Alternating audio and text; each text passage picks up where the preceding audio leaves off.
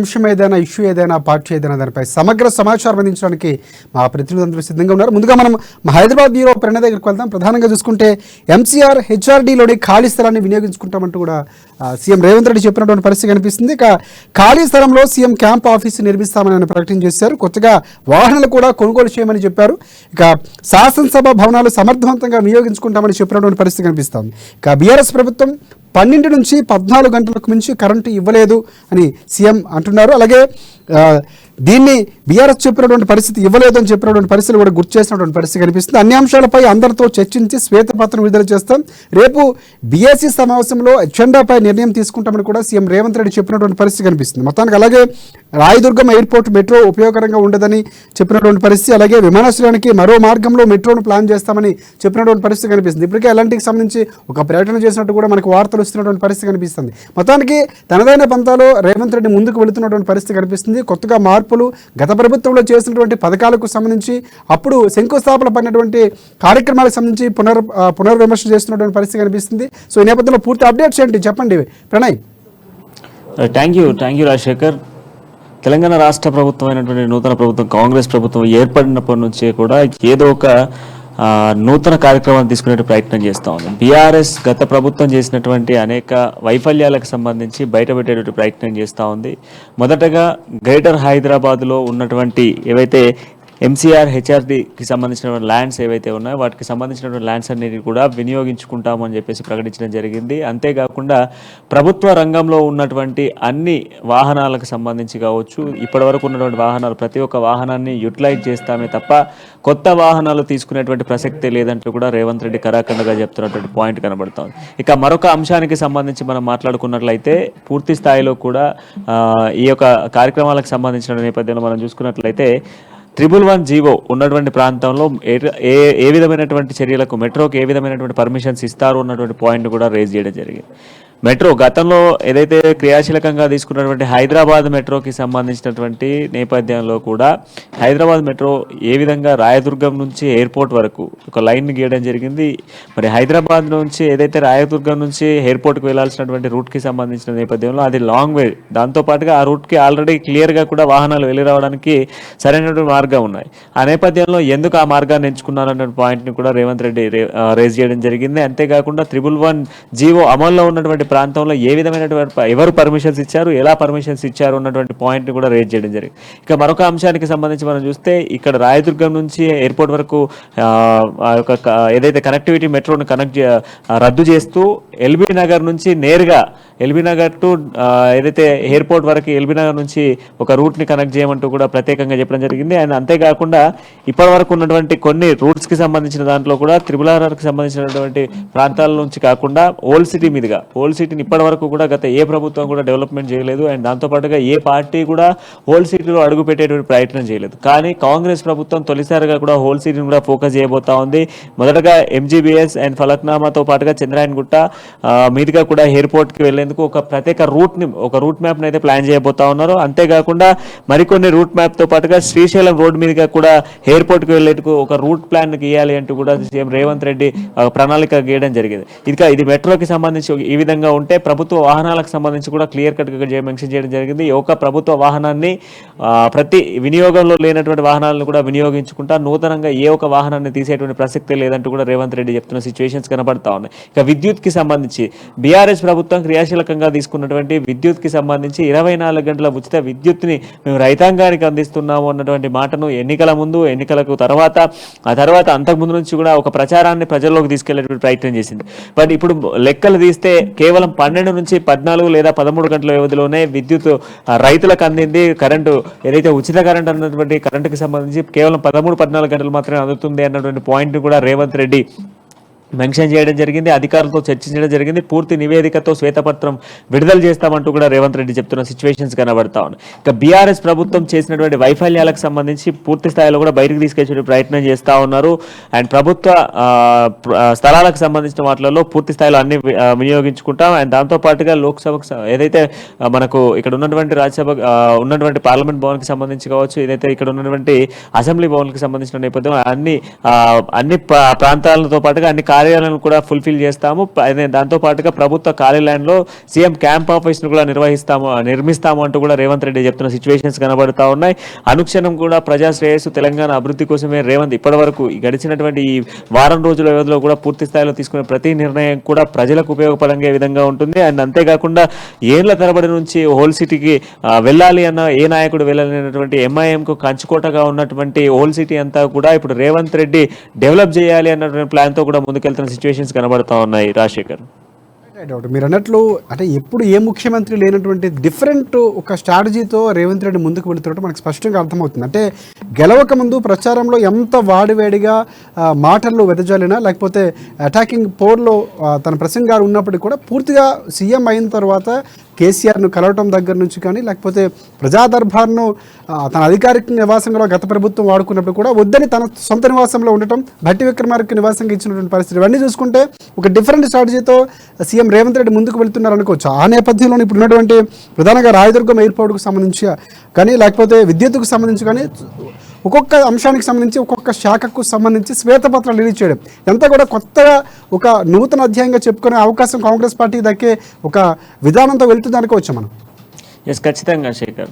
గతంలో మనం ఒక సినిమా చూసాం, మహేష్ బాబుకి సంబంధించిన సినిమాలో భరత్ అనే నేను అనేటువంటి ఒక సినిమా చూస్తే ఆ సినిమాలో మహేష్ బాబు ఏ స్ట్రాటజీని అయితే వాడుతున్నాడో, లీడర్ సినిమాలో ఏదైతే రానా ఏ విధంగా అయితే సీఎంగా ఉన్నప్పుడు వాడినటువంటి టైటిల్స్ ఏవైతే ఉన్నాయో ఈ ఫార్మాట్లోనే రేవంత్ కూడా వెళ్తున్నాడు అన్నటువంటి ఊహాగానాలు కూడా ప్రజల్లో కనబడతా ఉన్నాయి. ఎందుకు అనంటే ఉదయం 10 గంటల నుంచి సాయంత్రం 5 గంటల వరకు సచివాలయము, ప్రజా దర్బార్, ప్రజావాణి అండ్ దాంతోపాటుగా ప్రజలకు కావాల్సినటువంటి సౌకర్యాలు, వాళ్ళకి కావాల్సినటువంటి ఏవైతే డెవలప్మెంట్స్ కావచ్చు, వాళ్ళ సమస్యలు తెలుసుకునే ప్రయత్నం చేయడము, ప్రతి అంశానికి సంబంధించి క్లియర్గా కూడా శ్వేతపత్రాన్ని విడుదల చేయడం, ఇవన్నిటిని కూడా మనం చూస్తే ఖచ్చితంగా కూడా ఒక నూతన అధ్యాయానికి సీఎం రేవంత్ ఒక నూతన అధ్యాయాన్ని అయితే రాయబోతున్నానని చెప్పుకోవాలి. అండ్ దాంతోపాటుగా మీరన్న ఇంకొక పాయింట్ ఏంటంటే, ఈ పాయింట్కి సంబంధించి మనం మాట్లాడుకుంటే రేవంత్కి సంబంధించి ఒక నూతన అధ్యాయం నిజంగానే రాస్తా ఉన్నాడు. ఏ సీఎం కూడా ఇంతవరకు సీఎం కావచ్చు, కనీసం ఎమ్మెల్యే కూడా ప్రభుత్వానికి సంబంధించినటువంటి భవనాలను వాడుకునే ప్రయత్నం చేస్తూ ఉన్నారు. మనం చూస్తే ఎమ్మెల్యే క్వార్టర్స్కి వెళ్తే గతంలో ఉన్నటువంటి ఎమ్మెల్యేలు కాదు, ఎమ్మెల్యేల చుట్టాలు, బంధువులు, బామ్మర్దులు అందరూ కూడా ఎమ్మెల్యే క్వార్టర్స్లలో ఉన్నటువంటి సిచ్యువేషన్స్ ఉన్నాయి. బట్ ఇప్పుడు నేరుగా సీఎంకి ఉన్నటువంటి ప్రజాభవన్లో కూడా నేను ఉండను అంటూ కూడా ఆయన సొంత నివాసంలో ఉంటున్నటువంటి సిచ్యువేషన్స్ కనబడతా ఉన్నాయి. సో ఆయనకు సంబంధించినటువంటి బట్టికి, ఎందుకంటే బట్టి ఈ పరిసర ప్రాంతాల్లో ఉండాలి అండ్ దాంతోపాటుగా రాష్ట్రానికి సంబంధించినటువంటి ఉప ముఖ్యమంత్రిగా ఉన్నారు అన్న నేపథ్యంలో బట్టికి కూడా ఆ ఇంటిని కేటాయించడం జరిగింది. సీఎం నేరుగా తన ఇంటి దగ్గర నుంచే వస్తూ ఉన్నాడు.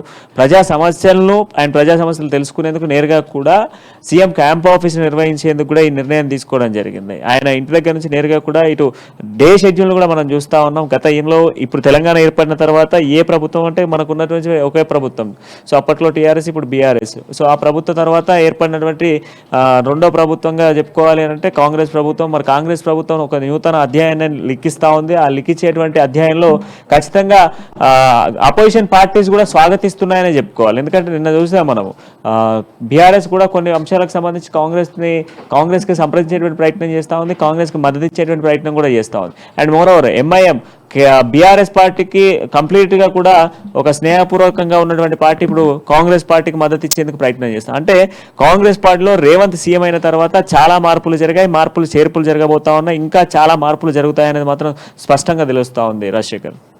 డౌట్ అంటే ఐటీకి సంబంధించి అంటే ప్రత్యేకంగా ఏదైతే ప్రభుత్వం కాంగ్రెస్ ప్రభుత్వం ఏర్పాటు చేసిన తర్వాత ఐటీ శాఖ మంత్రిగా ఉన్న ఎవరైతే కేటీఆర్కి సంబంధించి కూడా చాలా వరకు కొన్ని సోషల్ మీడియాలో కానీ లేకపోతే కొంతమంది మద్దతు తెలిపినటువంటి పరిస్థితి. అంటే ఆయన చాలా బాగా డెవలప్ చేశారు, హైదరాబాద్ ప్రధానంగా ఉమ్మడి రంగారెడ్డికి సంబంధించి హైదరాబాద్ ప్రాంతాన్ని చాలా బాగా డెవలప్ చేశారు, అందుకే కాంగ్రెస్ పార్టీ కూడా చాలా వరకు బీఆర్ఎస్ పార్టీకి పట్టం కట్టినటువంటి పరిస్థితి. సో ఈసారి మీరు అన్నట్టు ఇందాక చార్మినార్పై దృష్టి పెట్టడం కానీ, సో ఐటీకి సంబంధించి ఏమైనా ప్రత్యేకంగా ఈసారి అలాంటి వినూత్నంగా వెళ్ళే అవకాశాలు ఏమైనా కనిపిస్తున్నాయి? శ్రీధర్ బాబు నియమించినటువంటి పరిస్థితి కనిపిస్తూ ఉంది. సో ఎలా ఉండే అవకాశం కనిపిస్తుంది అంటారు? ఖచ్చితంగా ఐటీకి సంబంధించినటువంటి అంశాల్లో కూడా కాంగ్రెస్ ప్రభుత్వం ఒక డిఫరెంట్ స్ట్రాటజీని తీసుకురాబోతా ఉంది. సో నిన్న రేవంత్ రెడ్డి కూడా చెప్పడం జరిగింది, నేరుగా రేవంత్తోనే అన్నటువంటి మాట, ఐటీని కాపాడేటువంటి బాధ్యత కాంగ్రెస్ ప్రభుత్వంది, హైదరాబాద్ని డెవలప్ చేయాల్సినటువంటి బాధ్యత కూడా కాంగ్రెస్ ప్రభుత్వంది అని చెప్పడం జరిగింది. సో దాన్ని కూడా కాంగ్రెస్ ప్రభుత్వం క్రియాశీలకంగా తీసుకోబోతా ఉంది. ఎందుకంటే ఐటీ సెక్టర్ హైదరాబాద్లో దినదినం కూడా అభివృద్ధి చెందుతున్నటువంటి ఒక సెక్టర్. సో మరి ఈ సెక్టర్కి సంబంధించి ఖచ్చితంగా కూడా కాపాడేటువంటి ప్రయత్నం కూడా కాంగ్రెస్ పార్టీయే చేయాలి. సో కాంగ్రెస్ పార్టీ చేయాలి అంటే అంతే టాలెంట్ ఉన్నటువంటి వ్యక్తి కావాలి అన్న నేపథ్యంలోనే శ్రీధర్ బాబుకు ఐటీ శాఖ మంత్రి ఇచ్చినటువంటి సిచ్యువేషన్స్ ఉన్నాయి. సో మరి ఆయనకు సంబంధించినటువంటి టెక్నాలజీని ఉపయోగించడంతో పాటుగా ఐటీ మినిస్టర్గా ఉన్నారు. సో కమింగ్ అప్ ఇప్పుడు మనం చూస్తే రాయదుర్గం, హైటెక్ సిటీ లాంటి ప్రాంతాలలో ఈ ఐటీకి సంబంధించినటువంటి కంపెనీస్ కావచ్చు, ఇవన్నీ చూస్తాం. వీటన్నిటిని మళ్ళీ యథావిధిగా కేటీఆర్ ఏ విధంగా అయితే ఒక బాబు తీసుకెళ్తాడు అన్నటువంటి ఆలోచనతోనే రేవంత్ అధిష్టానంతో చర్చించి శ్రీధర్ బాబుకు మంత్రి పదవి కేటాయించిన సిచ్యువేషన్స్ ఉన్నాయి. సో మనం కూడా అదే ఊహించుకోవాలి. ఎందుకంటే ఇప్పుడు శ్రీధర్ బాబు వెనక బిహైండ్ ఆఫ్ చూసుకుంటే మనకు రేవంత్ ఉన్నారు. రేవంత్ ఇంటలెక్చువల్ ఆలోచనలు కావచ్చు, ఒక ఐడియాలజీ కావచ్చు, జనాలతో పంచుకునే ప్రయత్నం చేస్తూ ఉన్నాడు. అండ్ దాంతోపాటుగా ఇప్పటికే పబ్లిక్ ప్రతి పాయింట్ కూడా పబ్లిక్ మెన్షన్ చేస్తూ ఉన్నాడు. ప్రజలకు తెలియాలి అన్నటువంటి పాయింట్ ఆఫ్ వ్యూలో చూస్తూ ఉన్నాడు కనుక ఖచ్చితంగా ఐటీ కూడా అదే విధంగా గతంలో ఉన్నటువంటి ఏదైతే ఐటీ మినిస్టర్గా ఉన్నటువంటి కేటీఆర్ ఏమైనా డెవలప్ చేశాడో అదే విధమైనటువంటి డెవలప్మెంట్ ఖచ్చితంగా కూడా కాంగ్రెస్ ప్రభుత్వంలో ఉన్నటువంటి ఇప్పుడున్న నూతన మంత్రి కూడా చేస్తాడు అనేది మాత్రం ప్రజల్లో కొంత ఆశాభావం అయితే వ్యక్తం అవుతా ఉంది.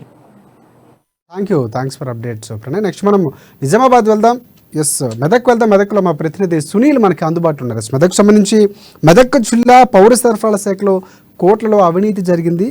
రైస్ గోదాముల్లో 5,80,00,000 అవినీతి జరిగినట్టు మనకు తెలుస్తూ ఉంది. ఇక ప్రధానంగా SA Bakkanna Narasimhulu, data entry operator Srinivasarao ప్రమేయం ఉన్నట్లు తెలుస్తూ ఉంది. ఇక అధికారుల పర్మిషన్ లేకుండానే గోడ సంచుల్లో వినియోగం, అలాగే రాష్ట్ర పౌర సరఫరాల కమిషన్ విచారణలో నిగ్గు తేలినటువంటి నిజాలు ఇవన్నీ కూడా. సో దాదాపుగా 5,80,00,000 అన్నది అంత చిన్న అమౌంట్ కాదు. ఒక్కొక్కసారిగా పార్టీ మారిన తర్వాత బయటకు వస్తున్నటువంటి పరిస్థితి కనిపిస్తుంది. ఇక రాష్ట్ర పౌర సరఫరాల కమిషన్ విచారణలో నిగ్గు తేలినటువంటి నేపథ్యంలో అడిషనల్ కలెక్టర్ వెంకటేశ్వర్లు అలాగే ఆదేశాలతో పాత్రదారులపై కేసు ఫైల్ పరిస్థితి కనిపిస్తుంది.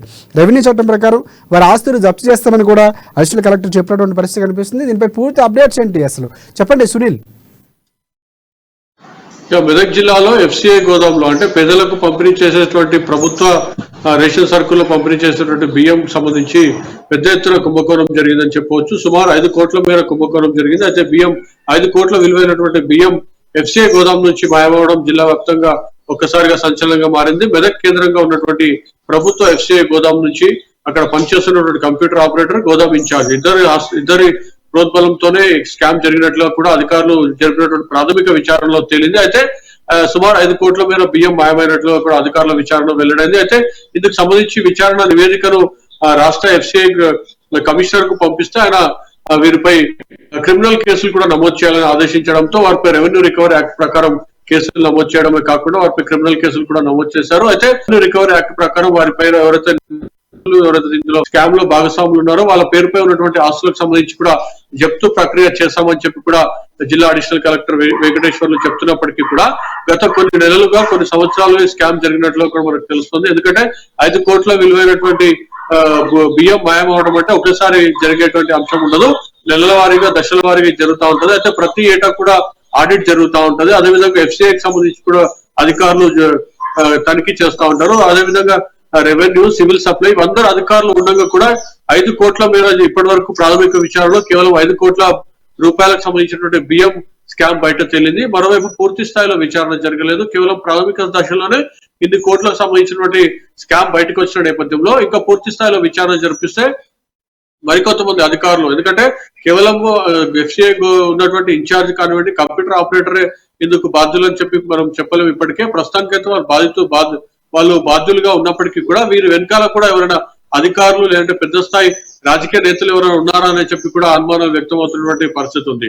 మొత్తానికి ఇంత కుంభకోణం జరుగుతుంటే జిల్లా స్థాయి అధికారులు కానివ్వండి, లేదంటే FCI అధికారులు, లేదంటే రెవెన్యూ అధికారులు ఎవరు కూడా పట్టించుకోకపోవడం కూడా ఇందుకు అనుమానాలు తావిస్తున్నటువంటి పరిస్థితి ఉంది. ఎందుకంటే కూతవేటు దూరంలోనే జిల్లా కలెక్టర్ కార్యాలయం ఉంటుంది. దీనికి సంబంధించి అంటే ఉమ్మడి జిల్లా అంటే మెదక్ జిల్లాకు సంబంధించి కూడా అన్ని శాఖలకు సంబంధించి కూడా బాస్ గా కలెక్టర్ ఉంటున్నటువంటి పరిస్థితి ఉంటుంది. అయితే ఇంత జరుగుతున్నప్పటికీ కూడా ఇంత స్థాయిలో, పెద్ద స్థాయిలో అధికారులు ఉన్నప్పటికీ కూడా ఎందుకు దీనికి సంబంధించి విచారణ ఎందుకు జరపలేదు, లేదంటే వీరు ప్రతి ఏటా నిర్వహిస్తున్నటువంటి తనిఖీలు ఇవన్నీ కూడా ఏమయ్యాయని చెప్పి కూడా ప్రజలు ఆవేదన వ్యక్తం చేస్తున్నటువంటి పరిస్థితి ఉంది. అయితే పేదలకు సంబంధించినటువంటి బియ్యాన్ని వీరు తినేయడం పట్ల కూడా విస్మయం వ్యక్తం అవుతున్నటువంటి పరిస్థితి ఉంది. అంటే అధికారుల పర్యవేక్షణ, ముఖ్యంగా జిల్లా స్థాయి అధికారులు లేదా జిల్లాకు బాస్ గా ఉన్నటువంటి అధికారుల పర్యవేక్షణ లోపం ఎంతగా ఉందో కూడా మనకు స్పష్టమవుతున్నటువంటి పరిస్థితి. మొత్తానికి 5 కోట్ల మేర బియ్యాన్ని వారు మాయం చేస్తే ఇప్పటి వరకు కూడా పూర్తి స్థాయిలో విచారణ జరపకపోవడం కూడా హాస్యాస్పదంగా ఉన్నటువంటి పరిస్థితి. కేవలం నామాత్రంగా ఒక జిల్లా అధికారిని అంటే అడిషనల్ కలెక్టర్ పంపించేసి నివేదిక రూపొందించి రాష్ట్ర స్థాయి FCI కమిషనర్ పంపించేసి చేతులు దులుపుకునే ప్రయత్నం చేస్తున్నారని చెప్పి కూడా ప్రజల నుంచి విమర్శలు వ్యక్తమవుతున్నటువంటి పరిస్థితి ఉంది. ఇంత జరుగుతున్నప్పటికీ కూడా పూర్తి స్థాయిలో విచారణ ఎందుకు జరుపుతారో లేదు కూడా తెలుస్తున్నటువంటి పరిస్థితి. మరోవైపు నిందితులకు సంబంధించి రెవెన్యూ రికవరీ యాక్ట్ పేరుతో వీరు కాలయాపన చేస్తున్నారని ఆరోపణలు వినిపిస్తున్నాయి. ఇప్పుడు ఒక దశలో వీళ్ళు ఎవరైతే స్కామ్ కు పాల్పడారో వారి పేరు పైన ఆస్తులు లేకపోతే పరిస్థితి ఏంటని చెప్పి కూడా కొంతమంది అభిప్రాయపడుతున్నటువంటి పరిస్థితి ఉంది. అయితే మొత్తానికైతే కేవలం మెదక్ జిల్లాకు సంబంధించినటువంటి పరిస్థితి ఈ విధంగా ఉంది. అయితే తరచూ తనిఖీలు నిర్వహించకపోవడం ఉదాసీనత ఎందుకు కారణంగా కూడా మనం భావించవచ్చు. కేవలం ఇద్దరు చిన్న స్థాయి అధికారులపైన వీరు వేటు వేసి అందులో సస్పెన్షన్ ఉంచి విచారణ జరుపుతున్నామని చెప్తున్నప్పటికీ కూడా లోతుగా విచారణ జరపాల్సిన అవసరం ఉందని చెప్పి కూడా మనకు మెదక్ ప్రజలకు చెప్తున్నటువంటి పరిస్థితి ఉంది. రాజశేఖర్. ఎస్ సునీల్, మీరు అన్నట్లు లోతుగా విచారణ చేయాల్సిన అవసరం ఉన్న నేపథ్యంలో ముందు నుంచి కూడా ఆడిట్లు అవుతుంటాయి. సో ఆడిట్కు సంబంధించి కూడా ముందు నుంచి మేనేజ్ చేసుకుంటూ వస్తున్నారు అనేటువంటి విధంగా కూడా మనం ఆలోచించడానికి అవకాశం ఉంది. ఎందుకంటే దాదాపుగా ఒక్కసారిగా అయితే జరిగింది కాదు. మీరు అన్నట్లు ముందుగా ప్రతిసారి జరిగిన వ్యయాలు లెక్కేసి కూడా కనుక 5,80,00,000 జరిగినటువంటి పరిస్థితి కనిపిస్తుంది. సో కొత్త ప్రభుత్వం మారిన తర్వాత కలెక్టర్ ఇప్పటికే రెవెన్యూ చట్టం ప్రకారం వారి ఆస్తులు జప్తు చేస్తామని చెప్పినటువంటి పరిస్థితి, అవినీతికి పాల్పడినపై చట్టరీత్యా చర్యలు తీసుకుంటారు. అది కేవలం ఇది ఒక ఇద్దరు అధికారులకు మాత్రమే కాకుండా నాయకులు కూడా అండదండలు ఉండే అవకాశం ఉందా? గత ప్రభుత్వంలో ఉన్నటువంటి నాయకులు ఎవరైతే ఉన్నారో వారి అండదండలు కూడా ఉండే అవకాశం ఉందంటారా? ఖచ్చితంగా ఇప్పుడు ఎవరైతే సస్పెన్షన్ కి గురయ్యారో వారందరికీ కూడా గత ప్రభుత్వంలో ఉన్నటువంటి నేతల అండదండలు ఉన్నాయని చెప్పి కూడా స్పష్టంగా మనకు వార్తలు వినిపిస్తున్నటువంటి పరిస్థితి. వారందరూ కూడా గతంలో ఎవరైతే సస్పెన్షన్ కి గురయ్యారో, ఎవరైతే స్కామ్ లో భాగస్వాములు అయ్యారో వారందరూ కూడా అప్పుడు చట్టాపట్టాలు వేసుకొని గత ప్రభుత్వానికి సంబంధించినటువంటి మెదక్కు సంబంధించినటువంటి కొందరు అప్పటి అధికార పార్టీ నేతలతో చట్టాపట్టాలు వేసుకొని తిరిగేవారు. కాబట్టి జిల్లా స్థాయి అధికారులు కానివ్వండి, లేదంటే రాష్ట్ర స్థాయి అధికారులు ఇందులో విచారణ జరిపేందుకు కానీ లేదంటే వారి వైపు చూసేందుకు కూడా ఒక ఇంత వెనకడుగు వేశారని చెప్పి కూడా మనకు వార్తలు వినిపిస్తున్నటువంటి పరిస్థితి ఉంది. మొత్తానికైతే పేదలు నోటికాడి కూడులు గుంజుకున్నారని చెప్పి కూడా ఇప్పటికే పేదలు భావిస్తున్నటువంటి పరిస్థితి. ఈ మొత్తం అంశంపై కూడా పెద్ద ఎత్తున ఆగ్రహవేశాలు వ్యక్తమవుతున్నటువంటి పరిస్థితి. ఎందుకంటే అతి సున్నితమైన అంశం. ఎందుకంటే పేద ప్రజలకు సంబంధించినటువంటి ప్రతి నెల రేషన్ సరఫరా చేసేటువంటి బియ్యం సంబంధించి కూడా అధికారులు ఇంత నిర్లక్ష్యంగా వ్యవహరిస్తే ఇలాంటి పరిణామాలు ఎదురవుతాయని చెప్పి కూడా వారు భావిస్తున్నటువంటి పరిస్థితి ఉంది. కానీ జిల్లా స్థాయి అధికారులు మాత్రం కుట్టినట్టుగా కూడా లేదని చెప్పి కూడా మనం భావించవచ్చు. ఎందుకంటే ఇంత జరుగుతున్నప్పటికీ కూడా కేవలం వెంకటేశ్వర్లు అడిషనల్ చేస్తూ విచారణ కల్పించారు, నివేదికను హైదరాబాద్ పంపించారు, చర్యలు తెలుసుకున్నారు. ఇప్పటి వరకు కూడా వారికి సంబంధించినటువంటి అరెస్ట్ కానివ్వండి, లేదంటే వారికి డబ్బులకు సంబంధించినటువంటి రికవరీ కేవలం ఇద్దరితో మాత్రం ఇది జరిగేటువంటి స్కామ్ కాదు. కేవలం దీంట్లో చాలా మంది ఉన్నప్పటికీ కూడా ఇద్దరు పేర్లు మాత్రం తెరపైకి తెస్తున్నారంటేనే దీని వెనకాల బడాల హస్తం, అదేవిధంగా పెద్ద స్థాయి అధికారులు చెప్పే వారు వినిపిస్తున్నాయి. మొత్తానికైతే పేదల బియ్యాన్ని కాపాడుతుంది, పేదల బియ్యాన్ని మీరు కుంభకోణాలకు పాల్పడుతుంటే అధికారులు పట్టించుకోవడం లేదని ఆరోపణలు కూడా వినిపిస్తున్నాయి. మరోవైపు విచారణలో ఇతర అధికారుల పాత్ర ఉందని తేల్చాడు. కానీ కొన్ని సందర్భాల్లో పందికొక్కు మిసైల్ అంటే హెలికాప్టర్ అని చెప్పి కూడా గతంలో మనం చాలా చోట్ల విన్నాం. అవే వాటిపైన వచ్చే పరిస్థితి ఉంటుంది. కానీ ఖచ్చితంగా ఉన్నటువంటి ఆధారం ఏంటంటే ప్రభుత్వం మారింది కాబట్టి, అంటే కాంగ్రెస్ ప్రభుత్వం వచ్చింది కాబట్టి ప్రతి అవినీతిని వెలికితీస్తారు, ఎంత పెద్ద వారైనా శిక్షిస్తారనే కారణం చేత కూడా వీరు అధికారులు మాత్రం ఎట్టకేలకైతే ఇద్దరు పేర్లను మాత్రం వెలికితీసి ఇద్దరు పేర్లను మాత్రమే బహిర్గతం చేసినప్పటికీ కూడా ఈ స్కామ్ లో ఖచ్చితంగా చాలా మంది ఉంటారని చెప్పి కూడా భావిస్తున్నటువంటి పరిస్థితులు మెదక్లో మనకు వినిపిస్తున్నటువంటి పరిస్థితులు ఉన్నాయి. రైట్ ఫైనల్ గా సునీల్, అంటే ఎవరైతే ఆరోపణలు ఎదుర్కొంటున్నారో ఎస్ఏ బక్కన నరసింహులు కానీ డేటా ఎంట్రీ ఆపరేటర్ ఎవరైతే ఉన్నారో శ్రీనివాసులకు సంబంధించి, సో వీళ్ళు కాకుండా మిగతా అధికారులు ఎవరైనా విచారించినటువంటి పరిస్థితి ఏమైనా ఉందా? పౌర సరఫరాలకు సంబంధించినటువంటి కమిషన్ విచారణలో సో మిగతా అధికారులు ఏమైనా విచారించినటువంటి పరిస్థితులు ఏమైనా ఉన్నాయా? అయితే FCI కమిషనర్ ఖచ్చితంగా ఆయన మెదక్కు రావాల్సి ఉండే, మెదక్ లో విచారణ జరపాల్సి ఉంది. కేవలం ఇక్కడ ఉన్నటువంటి అధికారులు విచారణ జరపడం, అదేవిధంగా వారు నివేదికను హైదరాబాద్ పంపించడం, అక్కడ నుంచి కమిషనర్ ఆదేశాలు ఇవ్వడం, రెవెన్యూ రికవరీ యాక్ట్ ప్రకారం క్రిమినల్ చట్ట ప్రకారం చర్యలు తీసుకోమని. కానీ FCI నుంచి రాష్ట్ర స్థాయి నుంచి అధికారులు ఎవరు రాకపోవడం విస్మయం కల్పిస్తుంది. ఖచ్చితంగా 5 కోట్ల రూపాయలకు సంబంధించిన పేదల బియ్యం అంటే పెద్ద అంశం, ఇది రాష్ట్ర స్థాయిలో కూడా ఆ పెద్ద అంశం. కాబట్టి ఖచ్చితంగా కమిషనర్ వచ్చి విచారణ జరపాలి. అదేవిధంగా దీనికి సంబంధించి ఒక విచారణ కమిటీని కూడా ఏర్పాటు చేయాలి. ఇంతవరకు అట్లాంటివి కూడా మనం ఇప్పటివరకు ఏర్పాటు చేయలేదు. వీళ్ళంతా కమిషనర్ హైదరాబాద్ నుంచి మెదక్ రావడం పెద్ద సమస్య కాదు, ఎందుకంటే ప్రభుత్వం నుంచి అన్ని సౌకర్యాలు వాళ్ళకు ఉంటాయి, వాహనాలు కానివ్వండి, లేదంటే ఎస్కార్ట్ కానివ్వండి, లేదంటే అధికారులు కానివ్వండి. కానీ ఇవన్నీ కూడా వదిలేసుకెళ్ళి హైదరాబాద్ కి పరిమితమై అధికారులు అక్కడ నుంచి ఫోన్లలో మాత్రమే ఇంత పెద్ద స్కామ్ ని వీళ్ళు జరిగిన ఫోన్లలో విచారణ జరపడం కూడా విషయం కల్పిస్తుంది. కాబట్టి ఖచ్చితంగా దీనికి సంబంధించిన మంత్రి, పౌర సరఫరాల శాఖ మంత్రి ఖచ్చితంగా ఈ అంశాన్ని దృష్టి సారించాలి. ఇందులో అంటే FCI గోదాం నుంచి రాష్ట్ర స్థాయి వరకు దీంట్లో పాత్ర ఉంటుంది. కాబట్టి అందరిపై విచారణ జరిపి అందరిపై చర్యలు తీసుకోవాలి అధికారులపై. ఎందుకంటే కమిషనరేట్ లో కూడా ఈ 2 ఉద్యోగులకు సంబంధించినటువంటి వ్యక్తులు ఉన్నారు, వారి అండదండలు కూడా వీళ్ళకి మెండుగా ఉన్నాయని చెప్పి కూడా మనకు వార్తలు వస్తున్నాయి. కాబట్టి హైదరాబాద్ లోని కమిషనరేట్ లో కూడా విచారణ జరిపించాల్సిన అవసరం ఉందని చెప్పి స్పష్టంగా మనం భావించవచ్చు. Rajasekhar, thanks for updates. Next మనం భద్రాద్రి కొత్తగూడెం వెళ్దాం. అక్కడ మా ప్రతినిధి శ్రీనివాస్ మనకి అందుబాటులో ఉన్నారు. భద్రాద్రికి సంబంధించి గత పాలకుల నిర్లక్ష్యానికి నిలుటద్దంగా కొత్తగూడెం RTC బస్ స్టాండ్ ఉన్నటువంటి పరిస్థితి కనిపిస్తుంది. ఇక అది నిరుపయోగంగా ఉన్న నేపథ్యంలో మందుబాబులకు అడ్డగా మారినటువంటి పరిస్థితి RTC బస్ స్టాండ్ కనిపిస్తోంది. అసాంఘిక కార్యకలాపాలకు నిలయంగా మారటం, పువ్వాడ అజయ్ మంత్రిగా చేసినటువంటి అభివృద్ధి శూన్యమని కూడా విమర్శలు వెల్లువెత్తున్నటువంటి పరిస్థితి కనిపిస్తోంది. ఇక బోర్కంపాడు, చంద్రగొండ, అశ్వాపురంలో ప్రయాణికులకు అవస్థలు ఉన్నటువంటి పరిస్థితి. గర్భిణీ స్త్రీలు, పిల్లలు, ఇలాంటి తల్లులు కానీ వృద్ధులు కానీ దూర ప్రాంతాలకు వెళ్ళే వారికి చాలా ఇబ్బందులు ఉన్నటువంటి పరిస్థితి కనిపిస్తుంది. మొత్తానికి ఉన్న వ్యవస్థల్ని లేకపోతే ఉన్న బస్ స్టాండ్ సరిగ్గా ఉపయోగించుకోవడం కూడా విమర్శలకు తావిస్తున్నటువంటి పరిస్థితి కనిపిస్తుంది. దీనిపై పూర్తి అప్డేట్స్ ఏంటి చెప్పండి శ్రీనివాస్. Thank you Rajasekhar. భద్రాద్రి కొత్తగూడెం జిల్లాలోని అశ్వాపురం, బూర్గంపాడు, దమ్మపేట, అలాగే చండ్రుగొండ, ఈ యొక్క 4 మండల కేంద్రాలలో ఉన్నటువంటి RTC ప్రయాణికుల సముదాయం అంటే బస్ స్టాండ్లు ఏవైతే ఉన్నాయో గత 3 దశాబ్దాల క్రితం ఈ యొక్క ప్రయాణికుల సౌకర్యార్థం బస్సులు ఎక్కేందుకు వచ్చేటువంటి ప్రయాణికులకు సౌకర్యవంతంగా ఉండాలని చెప్పేసి ఆనాటి ప్రభుత్వాలు నిర్మించడం జరిగి లక్షల రూపాయలు వెచ్చించి ప్రయాణికుల కోసం ఏర్పాటు చేసినటువంటి బస్ స్టాండ్ సముదాయాలు ఏవైతే ఉన్నాయో నేడు అంటే గత తెలంగాణ ప్రభుత్వం 2014లో వచ్చిన తర్వాత తెలంగాణను అభివృద్ధి బాటలో తీసుకెళ్తాము, బంగారు తెలంగాణ ఏర్పాటు చేస్తామని గొప్పలు చెప్పుకున్నటువంటి గత ప్రభుత్వ పాలకులు ఎవరైతే ఉన్నారో ఆ పాలకుల్లో ఉమ్మడి ఖమ్మం జిల్లాకు చెందినటువంటి మంత్రి పువ్వాడ అజయ్ కుమార్ మన జిల్లాకి, ఉమ్మడి ఖమ్మం జిల్లాకి రవాణా శాఖ మంత్రిగా కాకుండా రాష్ట్రానికి రవాణా శాఖ మంత్రిగా పనిచేసినటువంటి నేపథ్యంలో ఇక్కడ భద్రాద్రి కొత్తగూడెం జిల్లాలో ఉన్నటువంటి 4 బస్ స్టాండ్లలో బస్సులు రాక ప్రయాణికులు తీవ్ర ఇబ్బందులకు గురవుతున్నా గానీ ఆ యొక్క అధికారులు, RTC అధికారులు కావచ్చు, పాలకులు కావచ్చు, పట్టించుకున్న పాపాన పోలేదు. ఎంతో అభివృద్ధి చేశాము, ఉమ్మడి ఖమ్మం జిల్లాని ఎంతో అభివృద్ధి చేశామని గొప్పలు చెప్పుకున్నటువంటి పువ్వాడ అజయ్ కుమార్ ఆ 4 బస్ స్టాండ్ లో ప్రయాణికుల బాధలు ఎక్కడా కనిపించలేదా అని చెప్పేసి కూడా మండలాలు ఆ యొక్క బస్ స్టాండ్లు నిరుపయోగంగా ఉన్నటువంటి ప్రాంతాల ప్రజలు తీవ్రంగా విమర్శిస్తున్నటువంటి పరిస్థితి ఉంది.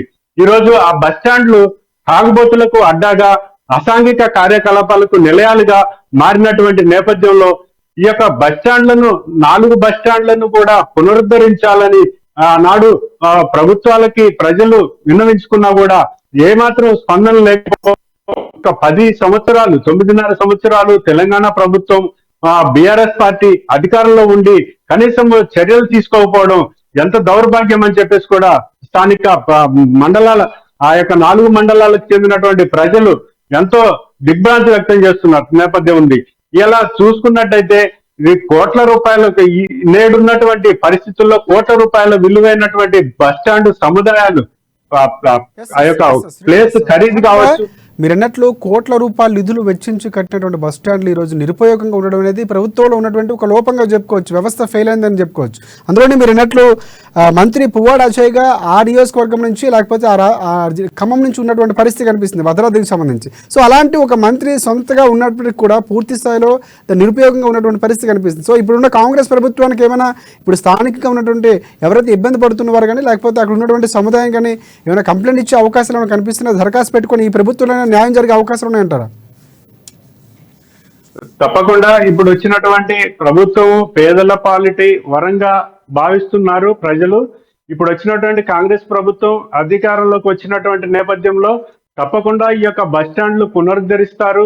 పునరుద్ధరించి ఈ యొక్క వృద్ధులు కావచ్చు, దూర ప్రాంతాలకు హైదరాబాద్ నగరానికి ఇతర ఖమ్మం నగరాలకు వెళ్ళేటువంటి పేషెంట్లు కావచ్చు, అలాగే పిల్ల తల్లులు కావచ్చు, గర్భిణీ స్త్రీలు కావచ్చు, వృద్ధులు కావచ్చు, ఎవరైనా కూడా ఈ యొక్క బస్ స్టాండ్ ఉంటే అక్కడ కూర్చొని బస్సు వచ్చినప్పుడు సేద తీరిన తర్వాత బస్సు వచ్చినప్పుడు ఎక్కేటువంటి పరిస్థితి ఉంటుంది. అలాగే ఇప్పుడు ఉన్నటువంటి పరిస్థితుల్లో ఈ యొక్క రోడ్ల మీద నిలబడి వర్షానికి తడుస్తూ, ఎండకి ఎండుతూ, చలికి వణుకుతూ ఇలాంటి పరిస్థితుల్లో ఉండవలసినటువంటి పరిస్థితి ఉంది. కావున ఇప్పుడు వచ్చినటువంటి అధికార పార్టీ ఏదైతే ఉందో కాంగ్రెస్ పార్టీ ప్రజల పక్షాన ఉంటుంది అని చెప్పేసి స్థానిక ప్రజల నుంచి వస్తున్నటువంటి ఈ యొక్క సంకేతం. ఎందుకంటే ఇప్పుడు తప్పకుండా ఈ యొక్క కాంగ్రెస్ ప్రభుత్వంలో ఈ యొక్క బస్ స్టాండ్ల నిర్వహణకు ఆర్టీసీ అధికారులకు వాళ్ళ యొక్క ఆదేశాలు ఇచ్చేసి బస్ స్టాండ్ల నిర్వహణకు చర్యలు తీసుకోమని చెప్పేసి ఇస్తుందని చెప్పేసి ఆశగా ఎదురు చూస్తున్నారు. అలాగే ఆ యొక్క బస్ స్టాండ్ల పరిధిలో ఉన్నటువంటి ప్రజలు కూడా కోరుతున్నారు ప్రభుత్వాన్ని, ఇప్పుడైనా మన ప్రభుత్వం ప్రజల ప్రభుత్వం వచ్చింది కాబట్టి తప్పకుండా నెరవేర్చండి అని చెప్పేసి ప్రభుత్వానికి సంకేతాలు ఇస్తున్నటువంటి పరిస్థితి ఉంది. Rajasekhar, thanks for update Srinivas. మనం కూడా అమానుష్యం తప్పించుకోడుకుందాం. ఏదైతే నిరుపయోగంగా ఉన్నటువంటి ఆర్టీసీ బస్ స్టాండ్లో రూపకల్పన జరిగి మళ్ళీ పునరుద్ధరణ జరగాలని కోరుకుందాం. నెక్స్ట్ మనం ఖమ్మం వెళ్దాం. ఖమ్మంలో మా ప్రతినిధి ఉపేందర్ మనకి అందుబాటులో ఉన్నారు. సో ఖమ్మంకి సంబంధించి ఖమ్మంలో యథేచ్ఛగా ఇసుక రవాణా ఉన్నటువంటి పరిస్థితి కనిపిస్తుంది. కాంగ్రెస్ పార్టీకి సంబంధించి మంత్రుల పేర్లు చెప్పుకొని దందా చేస్తున్నటువంటి పరిస్థితి ఉందని కూడా మనకు తెలుస్తూ ఉంది. పొంగులేటి, తుమ్మల, భట్టి పేర్లతో కొనసాగుతున్నటువంటి దందా. ఇంకా దళారుల ఆగడాలపై మంత్రుల అనుచరులు ఆగ్రహం వ్యక్తం చేస్తున్నారు. అలాగే ఇసుక లారీని అడ్డుకున్నటువంటి మైనింగ్ ఆఫీసర్లపై కూడా ఇసుక మాఫియా దౌర్జన్యం చేసినటువంటి పరిస్థితి కనిపిస్తుంది. ఇప్పుడే ప్రభుత్వం ఏర్పడిన తర్వాత మంత్రులుగా ఉన్నటువంటి శుభతరుణంలో ఖమ్మంకు సంబంధించి ఇలాంటి తరహా వార్తలు ఏ విధంగా చూడొచ్చు అంటారు? ఉపేంద్ర, చెప్పండి. రాజశేఖర్, ఖమ్మంకి సంబంధించి నాళ్ళు గుట్టుచొక్క కొనసాగినటువంటి ఏదైతే ఇసుక మాఫియా ఉందో ఇప్పుడు యథేచ్ఛగా తన ఇసుక మాఫియా యొక్క అరాచకాలు మరోసారి కొనసాగుతున్నాయని చెప్పుకోవచ్చు. ప్రధానంగా ఖమ్మంకు సంబంధించి ఇటీవల కాలంలో ఖమ్మంలో జరిగినటువంటి ఎన్నికల అనంతరం కూడా ఎన్నికలకు ముందు ఎన్నికల అనంతరం కూడా అధికార పార్టీ చెందినటువంటి కొద్ది మంది ఖమ్మం జిల్లా వ్యాప్తంగా తానే ఇసుకకు సంబంధించి రవాణా చేసినటువంటి నేపథ్యంలో ప్రస్తుతం అధికారాన్ని కోల్పోయాక మొన్నటి వరకు అధికార పార్టీలో ఉన్నటువంటి కొద్ది మంది కాంట్రాక్టర్, ఇసుక మాఫియాకి చెందినటువంటి కొద్ది మంది టీము ప్రస్తుతం జెండా మార్చి కాంగ్రెస్ లో చేరి అదే విధంగా కంటిన్యూషన్ చేయడం కోసం ఇసుక దందాన్ని అక్రమంగా కొనసాగిస్తా ఉన్నారు, రవాణా చేస్తున్నారని చెప్పేసి కూడా జిల్లా వ్యాప్తంగా జోరుగా ప్రచారం జరుగుతుంది. ప్రధానంగా ఖమ్మంకు సంబంధించినటువంటి ఇటీవల కాలంలో గనక పరిశీలిస్తే ఆంధ్ర ప్రాంతం చెందినటువంటి ఆత్మకూరు ప్రాంతం నుంచి కృష్ణా నది నుంచి వచ్చినటువంటి ఏదైతే ఇసుక ఉందో అది ఖమ్మం నగరంలో యథేచ్ఛగా రవాణా కొనసాగుతుంది. తెల్లవారుజామున మొత్తం కూడా ఎక్కడికక్కడికి కూడా లారీలను తీసుకెళ్లేసి అధికారులు, పోలీసులు, ఆర్టీఓ యొక్క అండదండలతో ఈ రకమైనటువంటి వ్యాపారం చేస్తున్నారని చెప్పేసి కూడా జిల్లా వ్యాప్తంగా కూడా ప్రచారం జోరుగా కొనసాగుతా ఉంది. ప్రధానంగా చింత చచ్చినా పులుపు సావలేదు అనేటువంటి సామెతలాగా ఖమ్మం జిల్లాకు సంబంధించి ప్రధానమైనటువంటి ఎవరైతే బీఆర్ఎస్ శ్రేణులు గతంలో చేశారో తిరిగి కాంగ్రెస్ లో చేరిన తర్వాత ప్రధానమైనటువంటి ముఖ్య నేతలు ఖమ్మం జిల్లాలో అవినీతి అంటే మచ్చలైనటువంటి నాయకులుగా ఉన్నటువంటి మంత్రులుగా గెలుపొందిన ఉన్నటువంటి నేతలు శ్రీనివాసరెడ్డి, తుమ్మల నాగేశ్వరరావు, భట్టి విక్రమార్క ఎవరైతే ఉన్నారో వీరు ముగ్గురు పేర్లు వాడుకుంటూ తన యొక్క వ్యాపారాలను కొనసాగించాలని చెప్పేసి కూడా చాప కింద నీరులా ప్రయత్నం చేస్తున్నట్టుగా సమాచారం. దాంట్లో భాగంగానే ప్రస్తుతం గత ఎన్నికలకు సంబంధించి 3వ తారీఖు కొత్త గవర్నమెంట్ కి సంబంధించి అనౌన్స్ కాబోతూ ఉన్నటువంటి నేపథ్యంలో ఆ రోజు నుంచి ఈ కూడా పూర్తి స్థాయిలో అర్ధరాత్రి మాత్రమే ఈ యొక్క అక్రమ ఇసుక దందా వ్యాపారాన్ని కొనసాగిస్తున్నట్టు కూడా జోరుగా ప్రచారం కొనసాగుతున్న నేపథ్యం. ప్రధానంగా ఖమ్మంకి సంబంధించి ఖమ్మం జిల్లాలో 14వ డివిజన్ చెందినటువంటి ఆ ప్రాంతంలో ఒక మారుమూల ప్రాంతంలో ఉన్నటువంటి ఒక బిల్డర్ దాని యొక్క ఏదైతే బిల్డర్ యొక్క ఆలోచన ఉందో ఆ బిల్డర్ యొక్క ఏరియాలోనే ఆ ఇసుకల్ని పెట్టి ఇసుక లారీలు కూడా పెట్టి అక్కడి నుంచి సప్లై చేస్తున్నట్టుగా సమాచారం అందినటువంటి నేపథ్యంలో అది కనీసం అధికారులకు సంబంధించి కూడా పట్టించుకోవడం లేదు. ఇటీవల కాలంలో వరుస కథనాలతో పాటు అధికారులతో మాట్లాడిన తర్వాత ఇసుక కాంటా వద్ద ఎన్టీఆర్ సర్కిల్ లో ఉన్నటువంటి ఒక ప్రాంతంలో ఇసుక లారీని అడ్డుకున్నటువంటి ఎవరైతే మైనింగ్ అధికారులు ఉన్నారో మైనింగ్ అధికారులని ఇసుక లారీ యాజమాన్యంతో పాటు ఆ మాఫియా గ్యాంగ్ అందరూ కలిసి బెదిరించినట్టుగా మనకు సమాచారం అందింది. కానీ ఇంత జరిగి బెదిరించి లారీ అక్కడి నుంచి తీసుకెళ్లినా సరే వారి ఎవరైతే మాఫియా ఉందో మాఫియా మీద కనీసం పిటిషన్ కూడా అధికారులు ఇవ్వకపోవడం పట్ల అధికారులకు ఇసుక గ్యాంగ్ మధ్య ఉన్నటువంటి ఎటువంటి ఒప్పందాలు ఉన్నాయనేటువంటిది కూడా ఇప్పుడు ప్రశ్నార్థకంగా మారింది. దీనిపై ఖచ్చితంగా విచారణ జరపాలని చెప్పేసి కూడా ఇప్పటికే ప్రభుత్వాలు డిమాండ్ చేస్తా ఉన్నారు. ఇన్నాళ్ళు గుట్టు చప్పుడు కాకోకుండా అధికార పార్టీ అండదండలు సాగినటువంటి వ్యవహారం ప్రస్తుతం కాంగ్రెస్ లో చేరి కాంగ్రెస్ లో ఉన్నటువంటి నేతల యొక్క పేర్లను వాడుకుంటూ ఈ రోజు ఇలాంటి చేస్తున్నటువంటి వ్యాపారం పట్ల కూడా తీవ్ర స్థాయిలో కాంగ్రెస్ నేతలు ఆగ్రహం వ్యక్తం చేస్తా ఉన్నారు. ఖచ్చితంగా ఇట్లాంటి వ్యాపారాలు చేసేటువంటి వాళ్ళపై కఠిన చర్యలు తీసుకోవాలని చెప్పేసి కూడా ఇప్పటికే పోలీస్ శాఖ ఇతరులకు ఆదేశాలు ఇచ్చినప్పటికీ గుట్టు చప్పుడు కాకుండా జరిగేటువంటి ఈ యొక్క వ్యాపారం ఏదైతే ఉందో ఈ వ్యాపారాన్ని తక్షణమే నియంత్రించాలని చెప్పేసి ప్రజలు భావిస్తా ఉన్నారు. ఇదే నేపథ్యంలో ఖమ్మంలో ప్రధానమైనటువంటి ఇసుక మాఫీ గతంలో ఉన్నటువంటి బైపాస్ రోడ్ లో ఉన్నటువంటి ఎవరైతే ఒక వ్యక్తి ఉన్నాడో ఆ వ్యక్తి ఇసుక మాఫియాగా రికగ్నేషన్ జిల్లా ప్రజలు చూశారు.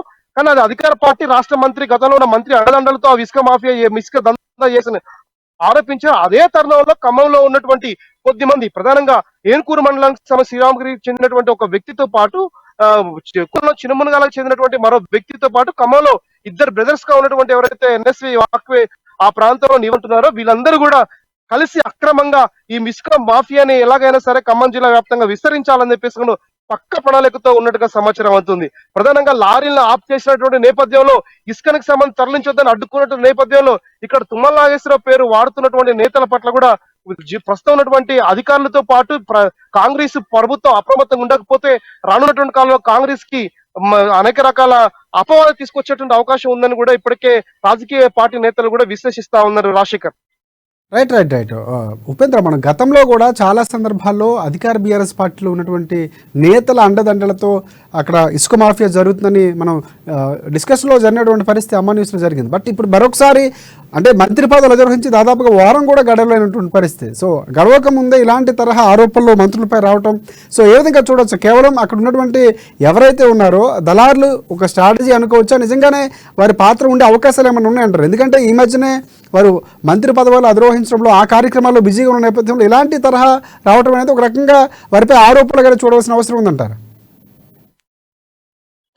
ఎస్ రాజశేఖర్, ఈ వ్యాపారానికి సంబంధించిన దాంట్లో మంత్రుల పాత్ర ఏమాత్రం కూడా లేదు. కేవలం మంత్రులకు ఉన్నటువంటి పవర్ ని ఉపయోగించుకొని ఈ అక్రమ దందాకు పాల్పడుతున్నట్టుగా స్పష్టంగా అర్థమవుతా ఉంది. ప్రధానంగా ఈ ఏదైతే అరాచకాలు అలాగే దుర్మార్గాలు కబ్జాలతో పాటు అక్రమాలను ఎట్టి పరిస్థితుల్లో సహించినటువంటి తుమ్మల నాగేశ్వరరావు, పొంగులేటి శ్రీనివాసరావు, భట్టి విక్రమార్క ఎవరైతే ఉన్నారో ఇలాంటి తప్పుడు ప్రచారం చేస్తూ అపవాదం తీసుకొచ్చే వాళ్ళు మంత్రి పేరుతోటి అక్రమంగా వ్యాపారం చేసే వాళ్ళ పట్ల కూడా వీళ్ళు అప్రమత్తంగా ఉండాల్సిన అవసరం ఉంది. ఇప్పటికే మంత్రుల యొక్క అనుచరులు కూడా వీళ్ళపై నిఘా ఉంచారు. ఎవరైతే తమ పేరు చెప్పుకుంటూ తప్పుడు వ్యాపారాలకు పాల్పడుతున్నారో అక్రమాలు చేస్తా ఉన్నారో వీళ్ళ పట్ల చాలా అప్రమత్తంగా ఉండేందుకోసం కూడా కార్యాచరణ రూపొందించినట్టుగా సమాచారం లభిస్తుంది. ప్రధానంగా ఇది ఖమ్మంలో ఉన్నటువంటి పాలేరు నియోజకవర్గానికి చెందినటువంటి ప్రాంతంలో కావచ్చు, మధుర నియోజకవర్గం, ఖమ్మం ఈ 3 నియోజకవర్గాలకు చెందినటువంటి సర్కిల్లోనే అంటే మున్నేరు ప్రాంతం కావచ్చు, గంధసిరి ప్రాంతంలో ఉన్నటువంటి అనేక మంది కూడా ట్రాక్టర్ల ద్వారా తీసుకొస్తున్నటువంటి నేపథ్యంలో ఇది మాకు పై వ్యక్తుల అండదండలతోటి వ్యాపారం చేస్తున్నాం అని చెప్పేసి కూడా స్పష్టంగా వాళ్ళు చెప్తున్నటువంటి నేపథ్యంలో అది తప్పుడు ప్రచారం అని చెప్పేసి కూడా క్లియర్ గా అర్థమవుతా ఉంది. ఎందుకంటే ఇటీవల కాలంలో జరిగినటువంటి ప్రధానమైనటువంటి పరిణామాలు చూసుకుంటే మంత్రి పదవులు స్వీకరించి వారం రోజులు మాత్రమే గడిచినటువంటి నేపథ్యంలో ఇప్పటికే ఈ దందాన్ని గతంలో ఉన్నట్టు అనుభవాలు దృష్టిలో పెట్టుకొని ఈ దందాన్ని మంత్రుల పేరుతో చెప్పుకొని యథాచిగా కొనసాగించాలని చేస్తున్నటువంటి ఏదో వ్యవహారం ఉందో ఈ వ్యవహారాన్ని ఎట్టి పరిస్థితుల్లో కూడా రాష్ట్ర మంత్రులుగా ఉన్నటువంటి ఈ ముగ్గురు కూడా సహించరు. ఇది ఇప్పటి వరకు అంటే ప్రధానమైనటువంటి మైనింగ్ అధికారుల యొక్క ప్రోత్సాహం, మైనింగ్ అధికారుల యొక్క అండదండలతో పాటు దాదాపు ముడుపులు భారీ ఎత్తున ముట్టాయని చెప్పేసి కూడా ఆరోపణలు వస్తున్న నేపథ్యంలో అసలు ఏం జరిగింది, దీనిపై ఎలాంటి చర్యలు తీసుకోబోతా ఉన్నారు ఏంటనే అంశం గురించి కూడా కొద్ది రోజులు మనకు స్పష్టత రాబోతా ఉంది. అయితే ఇప్పటి వరకు సాగినటువంటి ఈ యొక్క అక్రమ ఇసుక వ్యాపారానికి రవాణాకు సంబంధించి ఇది ఆంధ్ర ప్రాంతం నుంచి వస్తున్నటువంటి నేపథ్యంలో కొంత అటు శ్రీనివాస్ రెడ్డి గారికి చెందినటువంటి దగ్గర బంధువు పేరును కూడా వాడుకుంటున్నట్టుగా సమాచారం లభిస్తా ఉంది. ఈ అన్నిటి మీద కూడా స్పష్టమైనటువంటి ఆధారాలు అధికారులతో పాటు పోలీసులు ప్రభుత్వం కూడా ఆ రకమైన ముగ్గురు కలిసి ఈ యొక్క దందాలని అక్రమ రవాణాని నియంత్రించకపోతే రానున్నటువంటి కాలంలో తెలంగాణ రాష్ట్ర ప్రభుత్వం ఆదాయాన్ని గండిపడే అవకాశం ఉంది. అక్రమ రవాణా వల్ల యథేచ్ఛగా కొనసాగుతున్నటువంటి రవాణా ఏదైతే ఉందో దీని ఫలితంగా కూడా సామాన్యులు ఇసుక కొనుక్కోలేని పరిస్థితి రాబోతూ ఉన్నటువంటి నేపథ్యంలో వీటన్నిటి పట్ల అప్రమత్తంగా ఉండి తక్షణమే తమ పార్టీకి కాంగ్రెస్ పార్టీకి మంత్రి పదవికి అపవాదం తీసుకొచ్చే నేతల పట్ల అది ప్రధానంగా మంత్రులుగా ఉన్నటువంటి వాళ్ళు అప్రమత్తంగా ఉండాలని చెప్పేసి కూడా ఇప్పటికే అనేక మంది కూడా భావిస్తా ఉన్నారు, కోరుతా ఉన్నారు. ఇదే జరగకపోతే రానున్నటువంటి రోజుల్లో కూడా ఇంకా తీవ్రమైనటువంటి నష్టం, అపవాద, నిందలు వచ్చేటువంటి అవకాశం ఉందని కూడా మనం స్పష్టం చెప్పుకోవచ్చు. రాజశేఖర్, గతంలో ఉన్నటువంటి టిఆర్ఎస్ ప్రభుత్వం అధికారంలో ఉన్నప్పుడు ఏదైతే మా పార్టీ కాంగ్రెస్ పార్టీ అధికారంలోకి వస్తే ఏ అక్రమాలకు అవకాశం ఉండదు, ఎటువంటి దందాలకి అవకాశం ఉండదని చెప్పినటువంటి నేతలు ఎవరైతే ఉన్నారో అదే హామీ ఇచ్చి మధ్యలో అత్యంత నమ్మకంతో ఖమ్మం జిల్లాలో ఉన్నటువంటి కాంగ్రెస్ శ్రేణుల్ని ఖమ్మం జిల్లా ప్రజలు గెలిపించారు. ప్రస్తుతం ప్రధానంగా బీఆర్ఎస్ లో ఉన్న చివరి వరకు కొనసాగి మంత్రి అండదండలతో వ్యాపారం చేసిన వాళ్ళు ప్రస్తుతం కాంగ్రెస్ లో చేరి కూడా అదే రకమైనటువంటి వ్యాపారాన్ని వీళ్ళ పేర్లు వాడుకుంటూ చేసేటువంటి విధానాన్ని ఎవరు సహించలేకపోతా ఉన్నారు. కాబట్టి ప్రజలు కూడా ఇప్పటికీ అనేక మంది కూడా కోరుతుంది ఇలాంటి అక్రమ వ్యాపారాలు చేసేటువంటి వాళ్ళపై అప్రమత్తంగా ఉండి వాళ్ళపై కఠిన చర్యలు తీసుకొని పీడీ యాక్ట్ పెట్టాలని చెప్పేసి కూడా వివిధ రాజకీయ పక్షాలు ఇప్పటికే డిమాండ్ చేస్తా ఉన్నాయి. Rajasekhar, right thanks for updates. Yes, ప్రధానంగా అక్కడ ఉన్నటువంటి పరిస్థితి అయితే మంత్రులు ఎవరైతే ఉన్నారో వారిపై వచ్చినటువంటి నేపథ్యంలో ఖచ్చితంగా విచారణ చేసే అవకాశాలు అయితే స్పష్టంగా కనిపిస్తున్నట్టు మనకు తెలుస్తా ఉంది. ఎందుకంటే ఇలాంటి తరహా ఆరోపణలు మంత్రులకి లేకపోతే ఖమ్మం జిల్లాకు సంబంధించి కాంగ్రెస్ పార్టీకి అంత మంచిది కానటువంటి ఊహాగానాలు వినిపిస్తున్న నేపథ్యంలో ఏదైతే అక్కడ దళారులు చేస్తున్నటువంటి ఇసుక మాఫియాకి సంబంధించి ఖచ్చితంగా విచారణ జరిగే అవకాశాలు అయితే ఉండాలని కూడా కోరుకుందాం. నెక్స్ట్ మనం నల్గొండ వెళ్తాం. నల్గొండకు సంబంధించి మా ప్రతినిధి శ్రీనివాస్ మనకు అందుబాటులో ఉన్నారు. ఎస్, నాగార్జున సాగర్ ప్రాజెక్టు నీరు విడుదలకు ఉత్తర్వులు జారీ అయినటువంటి పరిస్థితి కనిపిస్తుంది. అక్కడ జూరాల ప్రాజెక్ట్ నుంచి శ్రీశైలం సాగర్కు చేరినటువంటి నీరు నేపథ్యం కనిపిస్తుంది. ఎస్ఎన్పి ఎంఆర్పి ప్రాజెక్టు కింద పొలాలకు నీటి ఎద్దడి ఉన్నటువంటి పరిస్థితి కనిపిస్తుంది. రెండు గ్రాఫ్లకు సంబంధించి హాలిడే ప్రకటించినటువంటి ఎన్ఎస్పి ప్రాజెక్టుల అధికారులు పంట పొలాలకు నీరు అందించకపోవడంతో రైతులు ఆందోళన వ్యక్తం చేస్తున్నటువంటి పరిస్థితి కనిపిస్తుంది. ఇక రైతులకు చాలా ఇబ్బందికరమైనటువంటి పరిస్థితులు ఉన్నటువంటి నేపథ్యం కనిపిస్తుంది. ఇప్పుడు పూర్తి అప్డేట్స్ ఏంటి చెప్పండి శ్రీనివాస్. ఉమ్మడి నల్గొండ జిల్లా వ్యాప్తంగా చూసినట్లయితే జూరాల ప్రాజెక్టు నుంచి రావాల్సినటువంటి శ్రీశైలం సంబంధించినటువంటి నాగార్జున సాగర్ ప్రాజెక్టు నీరు ఈ సంబంధించినటువంటి సంవత్సరం చూసుకున్నట్లయితే ఓవరాల్ గా పూర్తి స్థాయిలోని జూరాల నుంచి శ్రీశైలం నుంచి నాగార్జున సాగర్ రావాల్సినటువంటి నీటి మట్టం ఎలాంటి పరిస్థితుల్లోని పెరిగే అవకాశం లేదు. పూర్తి స్థాయిలో ఈ రెండు సంబంధించినటువంటి ఆస్కింగ్ అయితేనేమి సంబంధించినటువంటి రెండు క్రాప్లకు సెలవుగా ప్రకటించినటువంటి పరిస్థితి. ఎన్ఎస్పీ అధికారులు ఇప్పటికే నోటీసులు జారీ చేశారు. ఆ ప్రాంతం సంబంధించిన రైతులకు ముందస్తుగానే హెచ్చరికలు కూడా జారీ చేశారు. ఓవరాల్ గా చూసుకున్నట్లయితే ఉమ్మడి నల్గొండ జిల్లా కింద ఉన్నటువంటి నాగార్జున సాగర్ ప్రాజెక్టు కింద ఉన్నటువంటి సాగుకు సంబంధించిన భూములలోని ఇప్పటి వరకు నాట్లు కొనసాగించొద్దు. గతంలో ఏదైతే ఉన్నదో సంబంధించినటువంటి వానాకాలం సంబంధించిన వాటర్ ఇవ్వలేకపోయాము. పూర్తిగా ఆస్తికి సంబంధించినటువంటి ఈ సాగునీరు కూడా సంబంధించినటువంటి ఇవ్వలేకపోతున్నాం కాబట్టి పూర్తిగా ఎలాంటి ఈ సంబంధించిన రైతులు కానీ ఈ విధంగా సంబంధించినటువంటి పొలాలు సాగు చేసుకున్న చేయొద్దని కూడా ఇప్పటికే ఎన్ఎస్పీ అధికారులు కూడా అధికారికంగా ఉత్తర్వులు జారీ చేశారు. అయితే ఈ సంవత్సరం గాను సంబంధించినటువంటి నాగార్జున సాగర్ ప్రాజెక్ట్ సంబంధించిన వాటర్ సంబంధించిన శ్రీశైలం నుంచి రావాల్సినటువంటి వాటర్ రాలేదు. శ్రీశైలం సంబంధించిన వాటర్ కూడా సంబంధించిన జూరాల ప్రాజెక్ట్ నుంచి కూడా వాటర్ రాలేదు. పూర్తి స్థాయిలో జూరాల ప్రాజెక్ట్ రావాల్సిన వాటర్ కూడా రెయిన్ తగ్గడంతో సంబంధించిన నదికి సంబంధించిన కృష్ణా నదికి సంబంధించిన నది ప్రవాహ ప్రాంతాల్లో ఉన్నటువంటి వాటర్ ఇప్పటికీ చేరలేదు ఈ ప్రాజెక్టులలో. కాబట్టి ఈసారి సంబంధించిన సాగునీరు మాత్రమే నాగార్జున ప్రాజెక్టు నుంచి హైదరాబాద్ సంబంధించినటువంటి పరిసర ప్రాంతాలకు త్రాగునీరు మాత్రమే ఇవ్వదలుచుకున్నాము. సంబంధించినటువంటి సాగునీరుకు ఇవ్వడానికి అధికారికంగా ఎలాంటి ప్రకటన లేదు. ఇప్పటికీ అధికారులకు రైతులకు కూడా సూచనలు ఇవ్వడం జరిగింది. ఏదైతే సాగు చేస్తున్నటువంటి లక్షలాది ఎకరాల భూములు ఉన్నాయో ఇప్పటికి మీరు నార్లు పోసుకోవద్దు, కేవలం నాగార్జున సాగర్ ప్రాజెక్టు ఉన్న వాటర్ హైదరాబాద్ సంబంధించిన ప్రాంతాలకు సంబంధించినటువంటి తాగునీరుకు కాదు, ఇది ఓన్లీ తాగునీరుకు మాత్రమే ఉపయోగించుకోవాలని అధికారికంగా ఉత్తర్వులు జారీ చేసినటువంటి పరిస్థితి.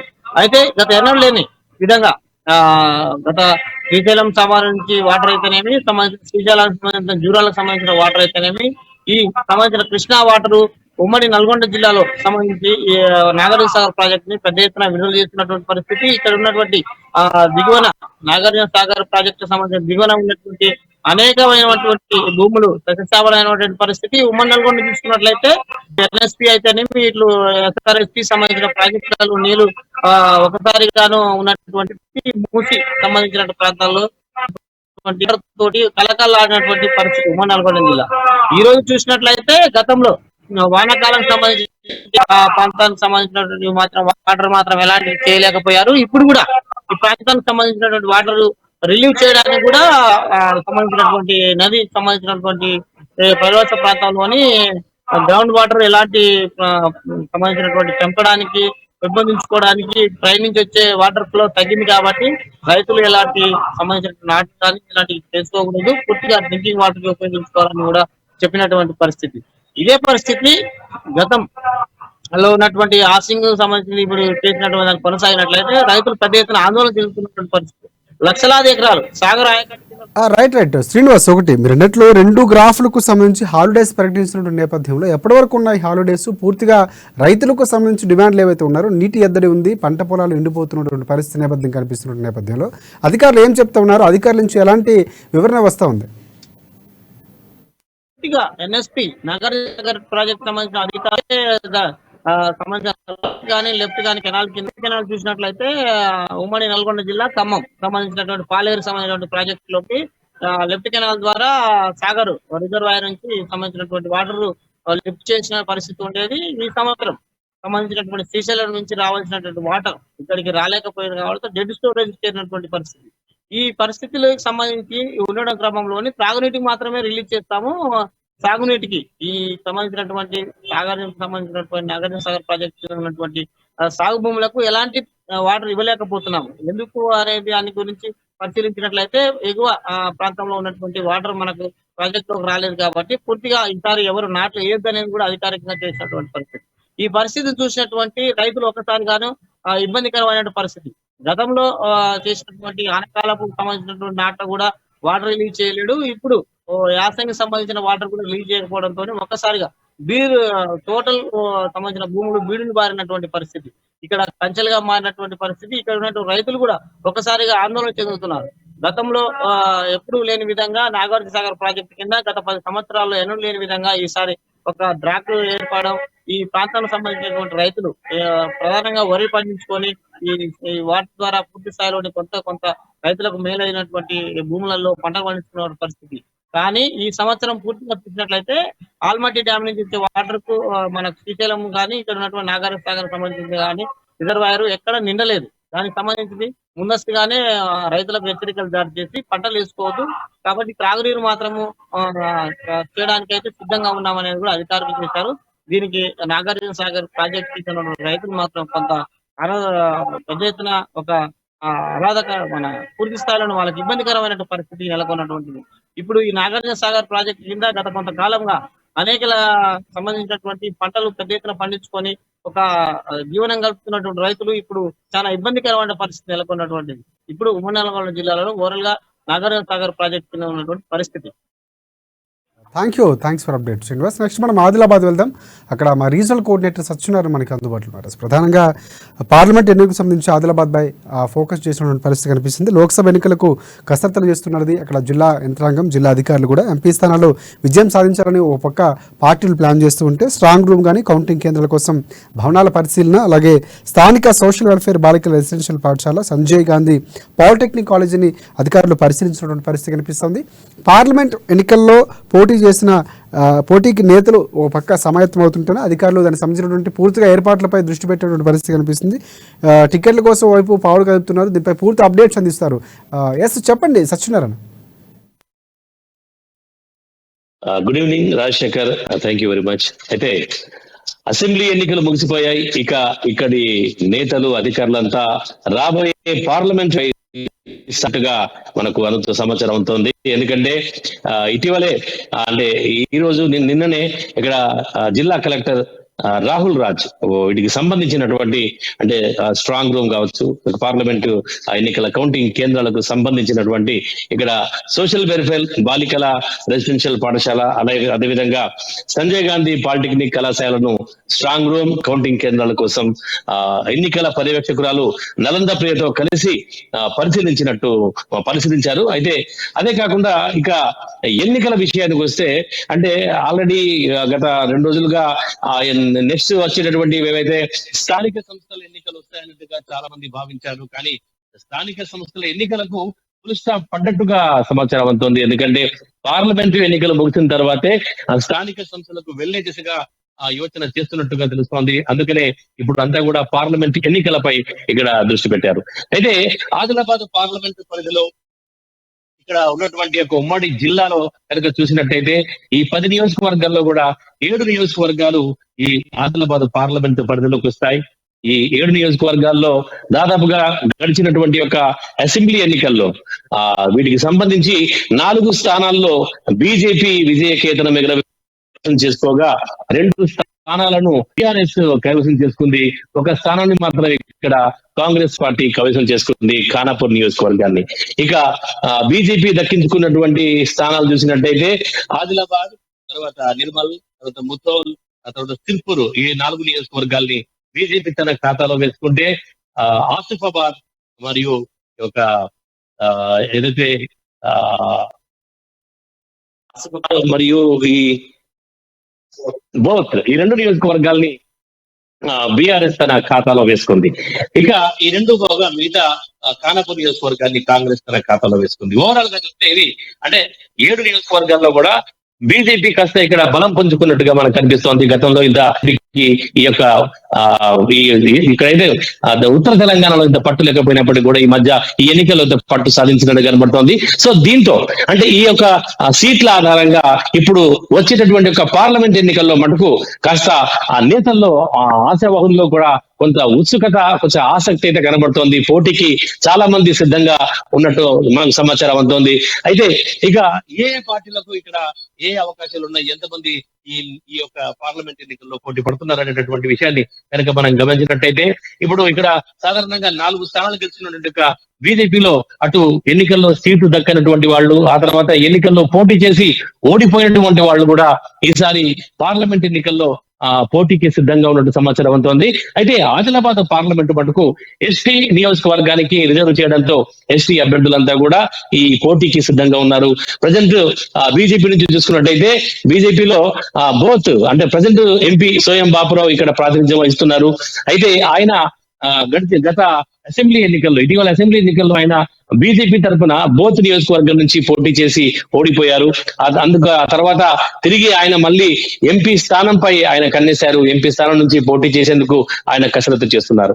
అదే విధంగా అదే బీజేపీ నుంచి కనుక చూసినట్టయితే ఇటీవలే సీట్ దక్కనటువంటి బీఆర్ఎస్ నుంచి కాంగ్రెస్ లోకి, ఆ తర్వాత బీజేపీలోకి మారినటువంటి మాజీ ఎమ్మెల్యే రాథోడ్ బాపురావు కూడా ఆయన ఇటీవలే అక్కడ బీఆర్ఎస్ నుంచి ఆయనకు టికెట్ దక్కలేదు బోతు నుంచి. దాంతో ఆయన అలక చెంది ఆ తర్వాత కాంగ్రెస్ వైపు మొగ్గు చూపారు. అక్కడ ఆ సీటు ఖరారు కాకపోవడంతో తిరిగి ఆయన బీజేపీలోకి వెళ్ళిపోయారు. సో ఆయన కూడా ఆ బీజేపీ నుంచి ఎంపీ స్థానానికి ఆయన కూడా పోటీ పడుతున్నట్టుగా మనకు సమాచారం అందుతుంది. ఇక అదే విధంగా పక్కనే ఉన్నటువంటి ఒక ఖానాపూర్ నియోజకవర్గాన్ని చూసినట్టయితే అక్కడ బీజేపీ నుంచి రమేష్ రాథోడ్ అక్కడ నుంచి ఆయన గెలుపొంద ఓటమి పాలయ్యారు బీజేపీ నుంచి పోటీ చేసి. సో ఆయన కూడా ఈ యొక్క సీటుపై కన్నేశారు. ఆ తర్వాత ఆయన కూడా ఇక్కడ పోటీకి యోచిస్తున్నట్టుగా మనకు సమాచారం అవుతుంది. సో బీజేపీలో ఈ నాయకుల మధ్య అయితే గట్టి పోటీ ఉండబోతోంది.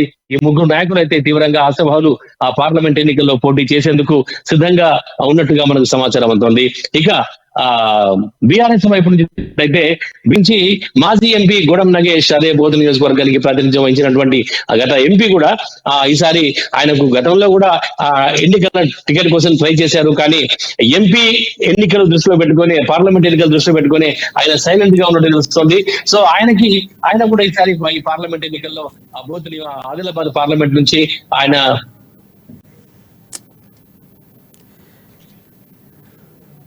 ఎస్ ప్రధానంగా ఇంకోటి మీరు అన్నట్లు ఇక్కడ క్యాల్కులేషన్స్ అన్ని చూసుకుంటే ఎంపీ స్వయం బాపురుగా పనిచేస్తున్నటువంటి అనుభవం నేపథ్యంలో మరొకసారి ఆయనకే కట్టబెట్టే అవకాశాలు కనిపిస్తున్నాయి. ఎందుకంటే ఈసారి కూడా బీజేపీ కొన్ని మార్పు చేర్పులు చేస్తున్నటువంటి పరిస్థితి కనిపిస్తూ ఉంది.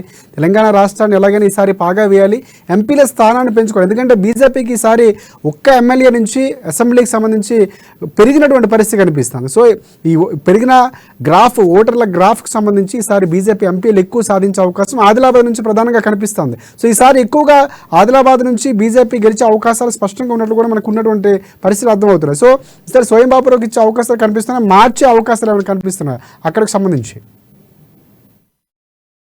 అయితే ఈ సూచన ప్రకారం చూసినట్టయితే బీజేపీ నుంచి మాత్రం గతంలో ఎన్నడూ లేని విధంగా ఈసారి ఇక్కడ ఉత్తర తెలంగాణలో 4 స్థానాలు కైవసం చేసుకోవడం మాత్రం ఆశాజనకంగా కనబడుతుంది. సో ఇటు అంటే ఎప్పుడు ప్రజెంట్ ఎంపీ స్వయం బాపురావుకి అవకాశాలు అయితే ఎక్కువగా ఉన్నప్పటికీ ఆయనకి ఒక మైనస్ పాయింట్ ఏంటంటే ఈ ఇటీవలి ఎన్నికలు అంటే ఇప్పుడు ఎన్నికల్లో ఆయన పోటీ చేసి ఓడిపోయారు కాబట్టి మరి ఆ సానుభూతి పనికొస్తుందా లేదా ఆయనకి తిరిగి మరి ఎంపీ ఎన్నికల్లో తిరిగి పాత పంతాన్ని కొనసాగించి గెలుస్తారా అనేటటువంటిది చూడాలి. కాకపోతే ఆ స్వయం బాపురావుతో పాటుగా కూడా కొంతమంది అయితే సీరియస్ గా ఆ టికెట్ కోసం ప్రయత్నిస్తున్నట్టుగా, ఎందుకంటే ఆయన రమేష్ రాథ్ కూడా గతంలో ఎంపీగా పనిచేశారు. ఆ తర్వాత సాకటి దశరథ్ ఈయన కూడా పేరు పైకి వస్తుంది. ఆయన కూడా ఇటీవలే అంటే టికెట్ ఆశించే బీజేపీలో చేరి చాలా చురుగ్గా అప్పట్లో వ్యవహరించారు. కాబట్టి అంటే ఈ ముగ్గురులో టికెట్ మాత్రము అంటే ఖచ్చితంగా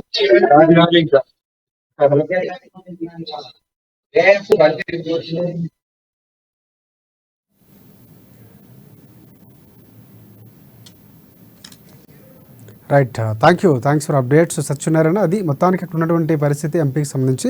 ఇది ఇవాళ రిపోర్టర్స్ టైం. రేపటి రిపోర్టర్స్ టైంలో మరి కలుసుకుందాం. అంతవరకు చూస్తూనే ఉండండి అమ్మా న్యూస్, నిజం కోసం జనం కోసం.